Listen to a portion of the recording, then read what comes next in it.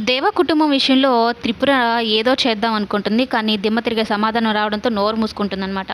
త్రిపుర శారదమ్మ వాళ్ళని ఏమంటుందంటే, "అసలు వీళ్ళెవరు? వీళ్ళనెందుకు పిలిచారు?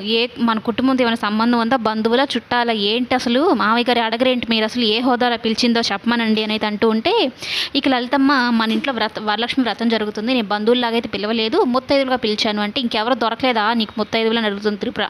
అంటే, "మంచి మనసుండే వాళ్ళు వీళ్ళు. వీళ్ళకన్నా నాకు మంచి ముత్తైదులు దొరకలేదులే" అన్నట్టు సమాధానం చెప్పి ఇక వ్రతం అయితే జరగనిచ్చేలాగా చూస్తుందనమాట. అయితే కరెక్ట్‌గా వ్రతం జరిగే సమయానికి అలంకృత చాలా బాధపడుతున్నట్టు, ఇబ్బంది పడుతున్నట్టు, చాలా అయోమయంగా ఉంటుంది, కంగారుగా ఉంటుంది.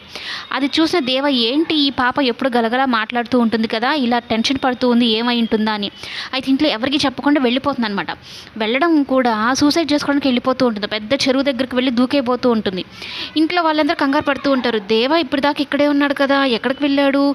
పూజలో కూర్చోకుండా, పూజలో ఉండకుండా అని. ఇంకా హరివర్ధన్ కోపం వచ్చి వెళ్ళిపోతాడు. అయితే సూసైడ్ చేసుకోబోతున్న అలంకృతని పట్టుకొని లాగి చెంప చెళ్ళు మనిపించి, "పిచ్చిదానా, ఏం చేస్తున్నావో తెలుస్తుందా నీకు?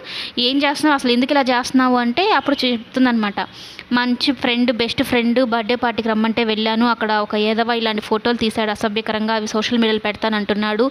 నా పరువు, నాన్న పరువు తీస్తానంటున్నాడు" అని చెప్పగానే ఇక దేవాకి కోపం వచ్చేస్తుంది. ఇక జడ్జి గారు అల్లుడంటే ఎలా ఉంటాడో వాళ్ళకి చూపించడానికి ఈయన రంగంలోకి దిగుతాడనమాట. Super twist.